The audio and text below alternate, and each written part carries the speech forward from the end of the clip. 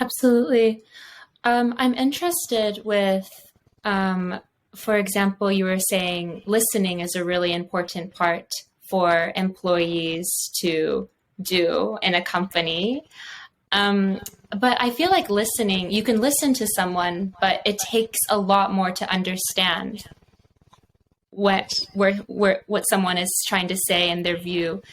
Do you know what I mean? Like I can I listen understand. to as Yes. how can we achieve that understanding? We're So listening, but how do you achieve the understanding? it's a really good question. It's really good saying. Because a lot of time when we listen, we probably have our own agenda. Once we have our own agenda. Number two, probably we try to understand what somebody is saying or what the speaker is speaking. So to be empathy, to listen, to be listened with empathy, it just it just be a part with the speaker. So what I would say, not try to understand what it means, and not try to have your own agenda and say, oh, after Nina is saying what I gonna respond. After what's saying what I gonna respond. So this is we take away our own energy. We take away our own empathy. So empathy just be fully present. Whatever you say, we just listen, but without any judgment, without any prejudice. But just be there wholly. Because this is not easy. This is really, really hard. That's why in one of my courses we call mindful communication and mindful listening. So this allows us to be able to connect, allow us to be able to be present, allow us to be able to observe the world that we are. Let's say when you meet with somebody, I am sure that you probably don't need their time, but what you need is their whole present, mentally, body, like we call physically and mentally, it should be there. And it's not easy; it's hard. It takes time to do this. Yeah, It's so hard, but I know it's achievable and it's a practice. You can't just it achieve is. it Yeah. after 1 week of meditation, 1 year, or 10 years. So, Chuni, do you think it's still hard for you sometimes to be present? It's still hard. It's still hard, but um, now I call myself a meditation practitioner, not a teacher, because I learn and I practice and I share. So I say I learn, I practice, and I share because I don't want to be called. We need to practice what we share. We need to practice what we preach.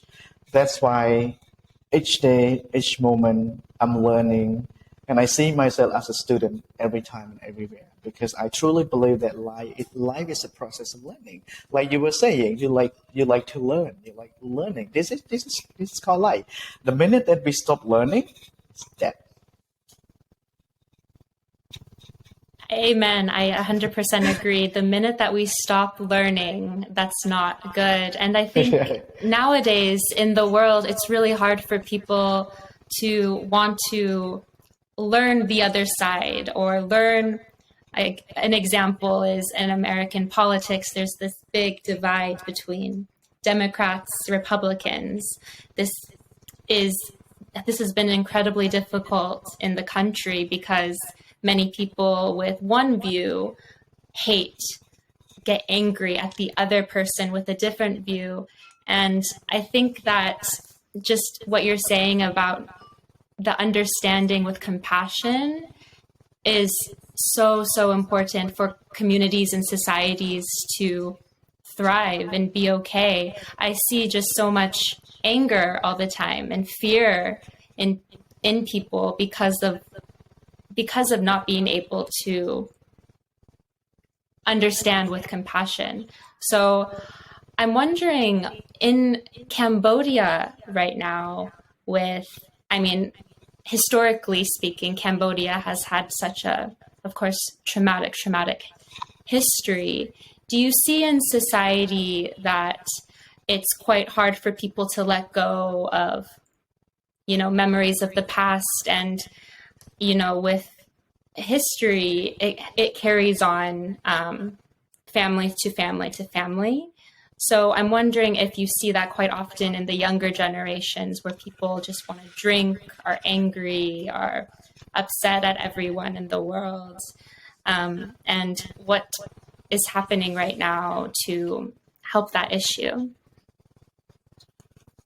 I mean, a lot of people still very hard to let it go with the memory because let's say if you go to the countryside and you talk to the family that gone through the marriage time, gone through the traumatic time. So when the minute that we open our mouth to talk about this kind of thing, they cry because it's really hard to let go. So that's why I think it's so important where individual or the temple or the community need to help support each other in a way that to open up, not to forget, but to learn what we've gone through, but also to feel grateful that we are here right now. Probably with those memory, with those hard time we went through, it gave us strength. With those hard time we went through, it gave us more energy to do better work. It gave us more energy to be better human being.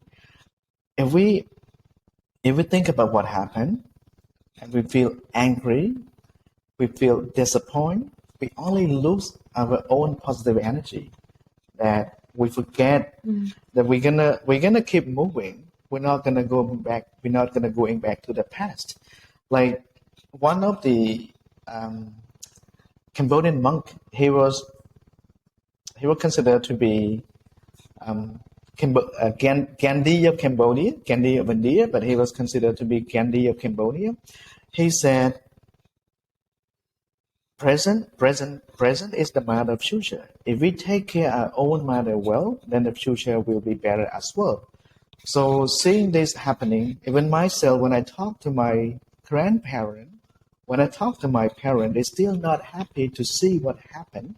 And also right now, because the country developed so fast that we are materialized. We value more than education. We value more materialism than the core value as human being, as who we are. That's why sometimes we say, as human being, we know too much, we feel too little. We have too much, but small needed. It's not we have too much demand, but what we need is not all those demand. That's why we forget what makes us happy, because what makes us happy is our own value. What makes us happy is like that we do what we like, we do what we feel passion, not those material. But this is what going on in the world. We can't just going alone and say this thing. People probably say we are crazy or we're stupid that we think different. And I always remember Dalai Lama. He say, in this modern time, we don't need smart leader. We don't need smart leader, but we do need compassionate leader who understand the world, leader who understand humanity, not leader who build the world with nuclear. So this is what he said.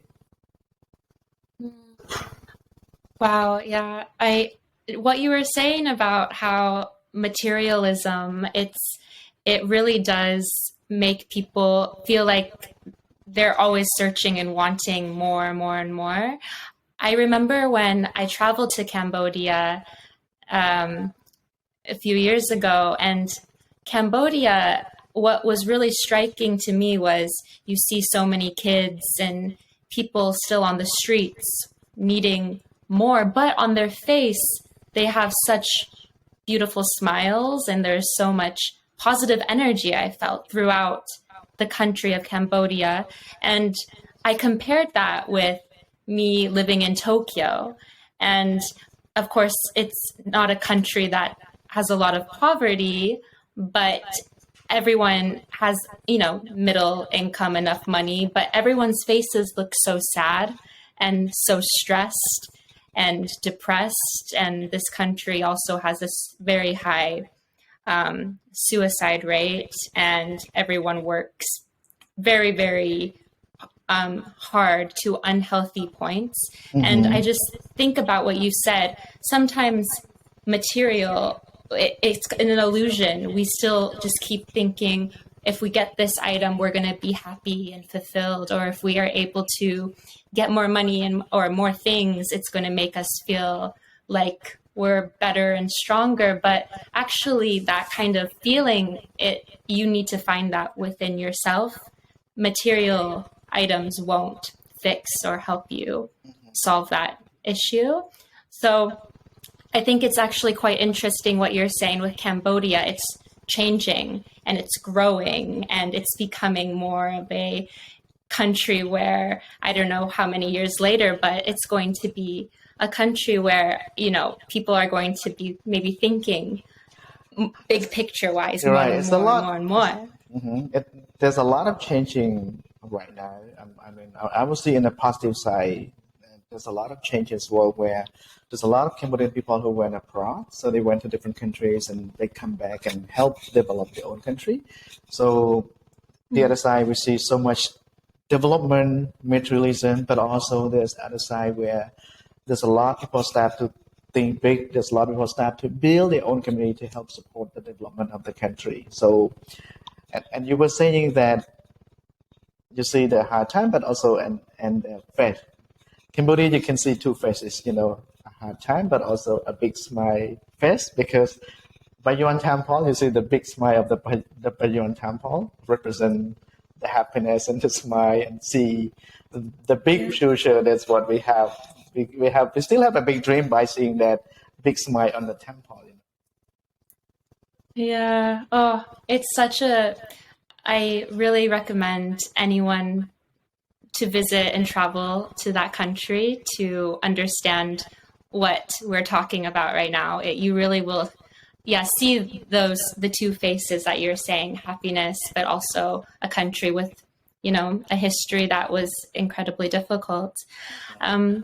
So my next question that I want to talk with you about is some tools and I guess techniques that people can do for themselves in order to reach a more present mind, to achieve more